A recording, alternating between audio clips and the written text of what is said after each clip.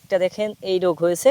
যদি আমি এই ধানটিকে ওঠাই, এই দেখেন একটা, এই যে এখানে দেখেন আরও একটা এরকম, যদি এখানে দেখাই এই যে এখানেও দেখুন একটা আপনার মরে গেছে। এরকম অগণিত ধান কিন্তু মারা যাচ্ছে, বিশেষ করে এটা রোগের কারণে কিন্তু মারা যাচ্ছে। তো আসসালামু আলাইকুম দেশ ও প্রবাসী কৃষি উদ্যোক্তা ভাই ও বোনেরা, আশা করি ভালো আছেন।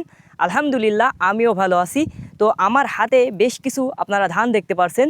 এই ধানগুলো তো কিন্তু আপনার মারা গেছে। দেখুন যে বাইল হওয়ার পরে সাধারণত শুকিয়ে গেছে। তো এই রোগটা আমার জমিতে আমি বেশ কিছু দেখতে পেলাম। তো যদি আপনাদেরকে দেখায় আমার জমিতে এই রোগটা প্রায় ম্যাক্সিমাম ক্ষেত্রেই দেখুন এই যে একটা দেখেন এই রোগ হয়েছে। যদি আমি এই ধানটিকে ওঠাই, এই দেখেন একটা, এই যে এখানে দেখেন আরও একটা এরকম, যদি এখানে দেখাই এই যে এখানেও দেখুন একটা আপনার মরে গেছে। এরকম অগণিত ধান কিন্তু মারা যাচ্ছে, বিশেষ করে এটা রোগের কারণে কিন্তু মারা যাচ্ছে। তো এই সাধারণত মারা যাওয়ার কারণ কি আপনাদেরকে সেটা জানাই।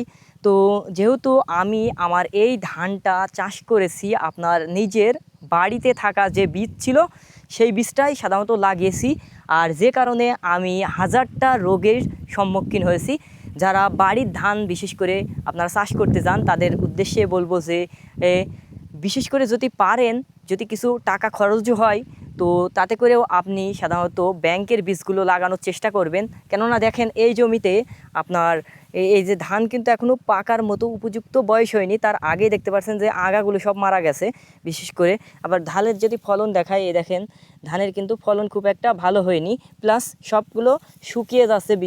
বেশিরভাগই কিন্তু আপনার শুকিয়ে যাচ্ছে।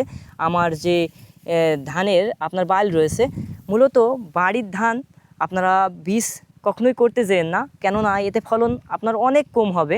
এখন বর্তমান কাটায় আপনার যদি আপনি ছোটো বাবু, রাজশাহী মিনিকেট বা আপনার বাসমতি ধানগুলো চাষ করেন, সেক্ষেত্রে দেখা যায় যে আপনার 1 বিঘা জমিতে আপনার, যদি আমি 1 কাঠা জমির হিসাব করি, 1 কাঠা জমিতে বর্তমান আপনার 2 থেকে আড়াই মণ পর্যন্ত ধান হচ্ছে। কিন্তু আমার এই জমিতে আপনার 1 মণের বেশি কিন্তু মনে হয় না যে যাবে, কিন্তু না খুব একটা বেশি ভালো হয়নি। আর এজন্য সবাইকে অনুরোধ করব যে আপনারা টাকা খরচ হলেও বিশেষ করে ব্যাংকের বীজ লাগানোর চেষ্টা করবেন। তো আমার এই ধানগুলো খুব একটা ভালো হয়নি, এরকম নষ্ট হয়ে যাচ্ছে এবং পোকায়ও বেশি আক্রমণ করেছে। প্লাস এই বীজগুলো আপনার সেরকম একটা রোগ প্রতিরোধ ক্ষমতা রাখে না যে বাড়িতে যে বীজগুলো আমরা তৈরি করি। তো এই আর কি আপনাদেরকে দেখালাম। তো সকলে আমাদের জন্য দোয়া করবেন। আসসালামু আলাইকুম, আল্লাহ হাফেজ।